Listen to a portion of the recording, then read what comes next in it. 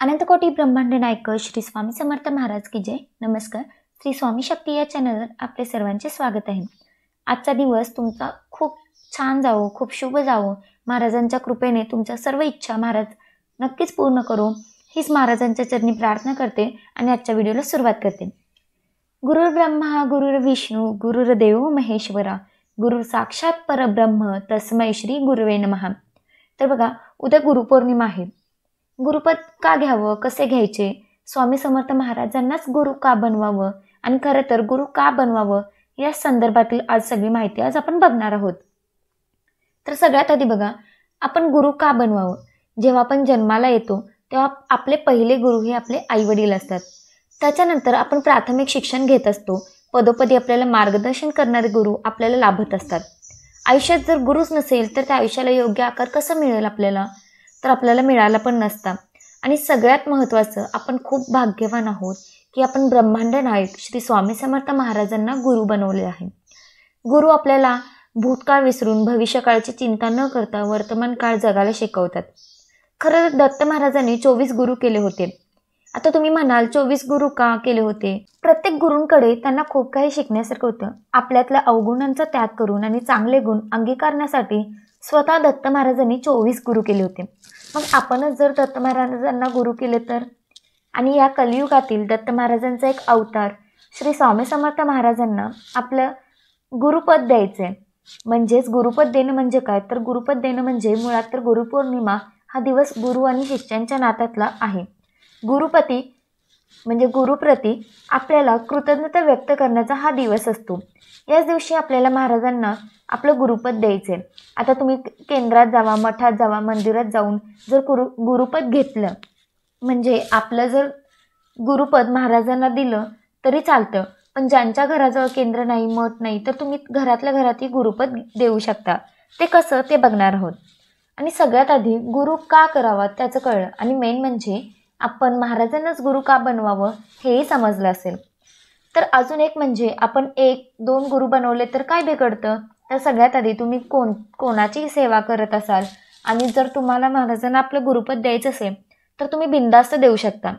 अर्थात सगळ्यात आधी जर मासिक धर्माचा 4था दिवस आहे, 5वा दिवस आहेत, तर 5व्या दिवशी असेल तर तुम्ही सेवा करू शकता. पण 4था दिवस आहे, मग आम्ही केंद्रात जाऊन गुरुपद घेऊ का. बघा, मासिक धर्माचे 4 दिवस हे पाळायचे असतात. महाराजांनी कधीही विटाळ सुताक पाळलं नाही, पण तुम्हाला तो पाळावा लागतो. कारण आपण जेव्हा विटाळमध्ये असतो, आपल्याला मासिक धर्म असतो, तर अर्थात शरीरामध्ये बरेच काही बदल घडत असतात. आणि सायंटिफिकली बघायला गेलं तर आपलं शरीरही खूप जास्त त्रासातून जात असतं. आणि किती नाही म्हटलं तरी पण आपण या अवस्थेमध्ये देवाला स्पर्श करणं, देवाची पूजा करणं एवढी मानसिकता सुद्धा आपली नसते.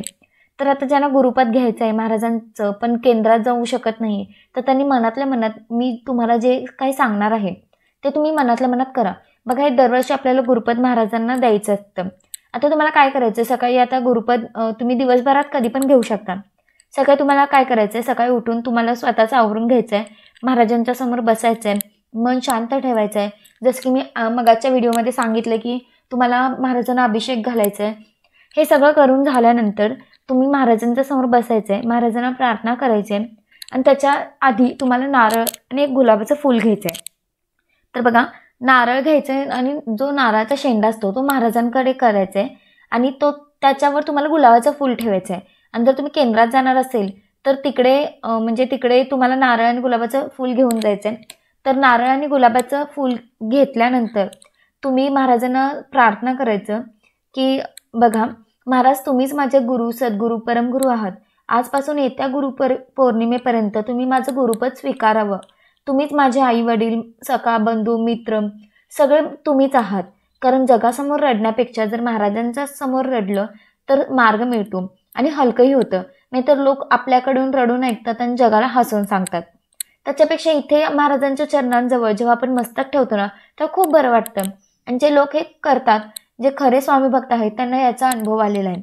तर ही प्रार्थना केल्यानंतर आपण जेव्हा महाराजांच्या मूर्तीवर अभिषेक करतो तर ते एक तीर्थ असतं, जे पाणी असतं, ज्याला आपण तीर्थ म्हणतो, ज्याला चरण तीर्थ म्हणतात. केंद्रात गेल्यावर तर तुम्हाला ते केंद्राचं तीर्थ मिळणार आहे. पण जेव्हा तुम्ही घरात करणार आहात तर तुम्हाला एक तीर्थ असं महाराजांच्या मूर्तीवर अभिषेक केलेलं ते तीर्थ असतं, ते डाव्या हाताने उजव्या हातावर तुम्हाला ते तीर्थ घ्यायचं आहे आणि एक मंत्र आहे जो तुम्हाला म्हणायचा आहे. जर ज्यांनी मूर्तीवर अभिषेक नाही घातलेला, ज्यांच्या घरात फोटो आहे, तर फोटोवर तर अभिषेक करायचा नाही आहे.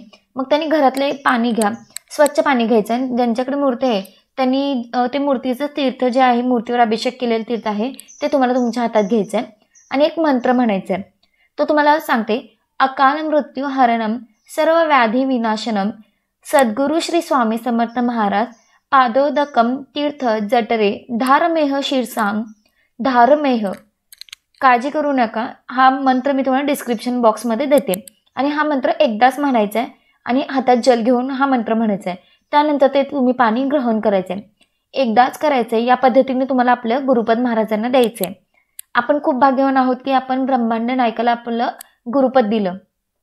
आता काहीतरी मोठा गुन्हा केला आहे, काहीतरी कर्म वाईट आहे आणि महाराजांच्या तो सेवेत आला आहे, मग त्याला कर्मातून सुटका मिळेल का? अजिबात नाही. महाराज नेहमी म्हणायचे की तुझे कर्म आणि मी याच्यामध्ये, कर्म आणि तू याच्यामध्ये मी कधी येणार नाही. पण हो, जेव्हा आपण महाराजांची सेवा करत असतो तेव्हा तुमच्या भोगाची तीव्रता नक्कीच कमी होते. माझ्या आयुष्यात माझ्या प्रत्येक वळणावर जर काटेच काटे आहेत, पण महाराज माझ्या पाठीशी आहेत. भिऊ नकोस, मी तुझ्या पाठीशी आहे, असं जेव्हा वाक्य जरी ऐकतो, बघतो किंवा वाचतो तेव्हा धीर येतो की नाही. माझे महाराज माझ्या पाठीशी आहेत, म्हणून माझ्या आयुष्यात जर दुःख आहे, संकट आहे, त्रास आहे, तर मी काळजीच करणार नाही, कारण महाराज माझ्या सोबत आहेत. त्या दुःखातून मी जाणार आहे, पण त्या दुःखाची तीव्रता मला जाणवणार नाही, कारण ते दुःख माझ्यापर्यंत महाराज येऊच देणार नाहीत. एवढी ताकद त्या ब्रह्मांड नायकामध्ये आहे. म्हणून सगळ्यांनी गुरुपद घ्यावं. अर्थात मासिक धर्म आल्यावर तुम्ही घेऊ शकत नाही, पण मनातल्या मनात प्रार्थना करू शकता. अखंड मनातल्या मनात जे तुम्ही काही सांगितलं आहे, आपण ज्याला मानसपूजा म्हणतो, मनातल्या मनात तुम्ही हे सगळं करू शकता, हरकत नाही. आणि मागच्या वर्षी तुम्ही गुरुपद घेतलेलं आहेत, यावर्षी मासिक धर्मामुळे शक्य होत नाही, मग गुरुपद कधी घ्यावं? हे गुरुपौर्णिमेलाच गुरुपद घ्यायचं असतं, नंतर वगैरे नाही. हे फक्त त्या दिवशी करायचं असतं. अर्थात मासिक धर्म वगैरे आला असेल तर मग तुम्ही नाही केलं तरी चालेल, पण मनातल्या मनात तुम्ही प्रार्थना करा. आता नारळाचं काय करायचं तर बघा, तुम्ही केंद्रात, मठात, मंदिरात जाल तेव्हा ते नारळ घेऊन जायचं, त्यांच्या महाराजांच्या चरणावर तुम्हाला ठेवायचं आहे, अर्पण करायचं आहे. या पद्धतीने शेंडा अर्थात महाराजांकडे असावा. जेव्हा तुम्ही नारळ महाराजांकडे ठेवणार आहात तेव्हा ती सेवा आहे.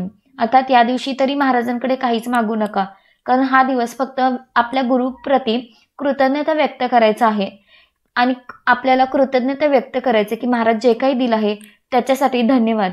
आणि खरं तर महाराजांनी खूप काही दिलं आहे. हा जन्मसुद्धा कमी पडणार आहे महाराजांची सेवा करण्यासाठी. नक्कीच तुम्ही उद्या गुरुपद घ्या, घरातही घेऊ शकता किंवा केंद्रात, मठात जाऊन सुद्धा घेऊ शकता. तर या पद्धतीने आपल्याला गुरुपौर्णिमा पण साजरी करायचं आहे, सेलिब्रेट करायचं आहे. तर आजच्यासाठी इतकंच. झालेली सेवा मी महाराजांच्या चरणी रुजू करते आणि आजचा व्हिडिओ मी इथेच थांबवते. जर व्हिडिओ आवडला असेल तर व्हिडिओला लाईक करा, चॅनलवर नवीन असाल तर चॅनलला सबस्क्राईब करा आणि व्हिडिओ खूप लोकांपर्यंत पोहोचवा. तोपर्यंत श्री स्वामी समर्थ.